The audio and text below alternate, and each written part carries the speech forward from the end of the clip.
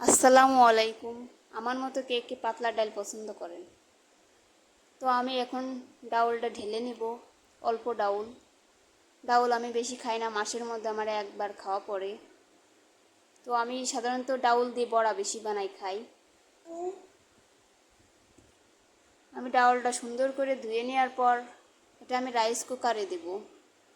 Rice কুকারে দিয়ে আমি মানে 2 ঘন্টা মতো সিদ্ধ করছি, ভালো করে জাল দিয়ে নিচ্ছি, যাতে যত বেশি জাল দেওয়া হয় তত স্বাদটা বেশি লাগে।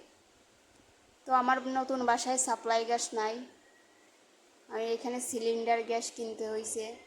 তার সাথে আমি একটা রাইস কুকারও কিনে রাখছি, যে এটা বেশি আমাকে সাহায্য করে। তো আমি এখন ডাউলটা দিয়ে দিলাম, সাথে 6-7টা মরিচও অ্যাড করছি। তো আমি ঢেকে দিছি, ঢেকে দিয়ে যখন উতলাই যাবে, এই যে দেখেন। তো সাধারণত এই ডালটা অনেক মানুষই পছন্দ করে। তো ডাউল যত জ্বালাবেন তত মজা লাগে। আমি সাথে হলুদও অ্যাড করছি, লবণও দিছিলাম। তো আমার এখন জাল দেওয়া হয়ে গেছে। এখন আমি গরম কড়াইয়ের মধ্যে পেঁয়াজ কুচি, রসুন কুচি, আদা বাটা, ধনে বাটা দিয়ে দেব। দিয়ে দেওয়ার পর এটা সুন্দর করে নাড়তে থাকবো। যখন এটা লাল হয়ে যাবে তখন আমি ডাউলটা এর ভিতর দিয়ে দেব। বাগার বলে, আমরা বাগার বলি।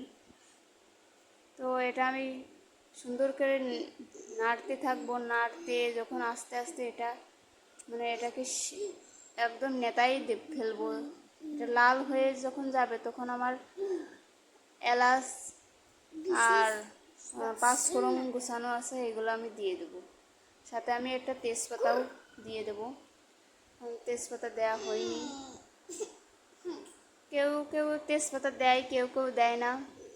তো আমি তেজপাতাটা দিয়ে দিলাম। তারপর আমি 5 ফোড়ন দিয়ে দেবো। 5 ফোড়ন বেশি খাই না, আমার হাজব্যান্ড 5 ফোড়ন পছন্দ করে না। তারপরও আমি একটু দিই, যে আছে যেহেতু দিই। তো আমি দিলাম।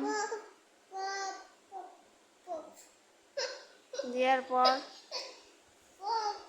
আমি বাগার দিয়ে দেবো। আমার লাল হয়ে গেছে পেঁয়াজ কুচিগুলা। তো বাগার দেওয়ার পর বেশি জাল দিলে ভালো লাগে না, অল্প জাল দিয়ে 1 মিনিট, তারে কম জাল দিয়ে আমি ঢেলে ফেলছি। তো দেখেন আমার ডালটা রেডি। তো কে কেরামের ডাল খান আমার মতো?